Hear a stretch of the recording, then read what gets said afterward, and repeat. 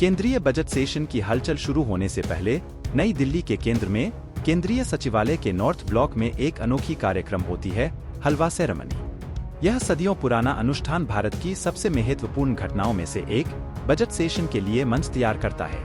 इस परंपरा के केंद्र में एक मीठा व्यंजन है जिसे हलवा कहा जाता है। यह सूजी, घी, चीनी और विभिन्न प्रकार के सूखे मेवों का मिश्रण है। वित्त मंत्री सहित उच्च पदस्थ अधिकारी नॉर्थ ब्लॉक में एकत्रित होते हैं। हलवे का औपचारिक वितरण जिम्मेदारी से भरा माहौल बनाता है। यह एक ऐसा क्षण है जो सांसारिकता से परे है, जो शासन में एक महत्वपूर्ण चरण की शुरुआत का प्रतीक है।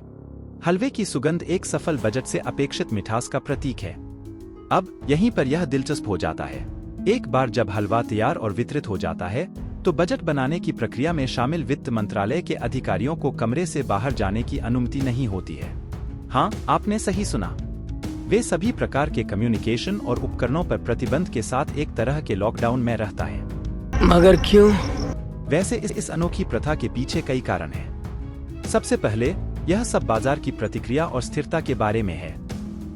बजट का वित्तीय बाजारों पर महत्वपूर्ण प्रभाव पड़ता है।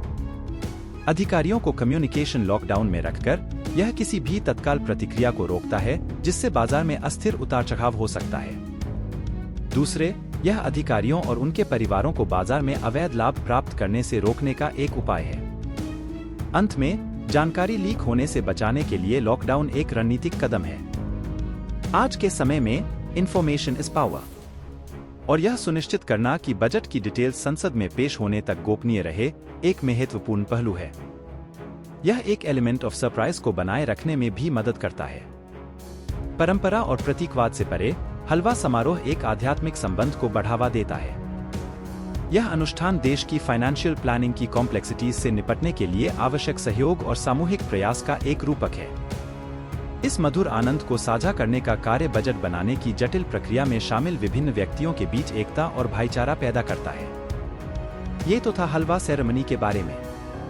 अगर आप भारत के बजट सेशन, उसके इतिहास आदि के बारे में सिर्फ 3 मिनट में सब कुछ जानना चाहते हैं तो बजट सेशन पर हमारा वीडियो जरूर देखें।